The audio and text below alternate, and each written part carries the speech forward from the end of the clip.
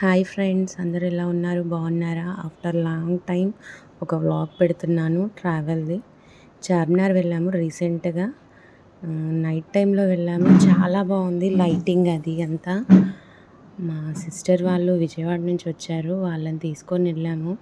అప్పుడు బక్రీద్ ఫెస్టివల్ ఉంది next day. అసలు చార్మినార్ అంటేనే షాపింగ్ కదా! ఒక్కటా, రెండా అసలు ఎన్ని రకాలున్నాయో. కాకపోతే చార్మినార్ నైట్ టైంలో కలర్స్‌తో, లైట్స్‌తో బాగా డెకరేట్ చేశారు. చాలా బాగుంది. అక్కడ ఐస్ క్రీమ్ తిన్నాము. కొద్దిసేపు చిల్ అయ్యాము. తర్వాత చిన్న చిన్న షాపింగ్ చేసాము. బ్రాస్లెట్స్ అని, బ్యాంగిల్స్ అని. ఇంకా షాపింగ్‌కి పెట్టిందే చార్మినార్ కదా! బ్యాంగిల్స్ అంటేనే చార్మినార్.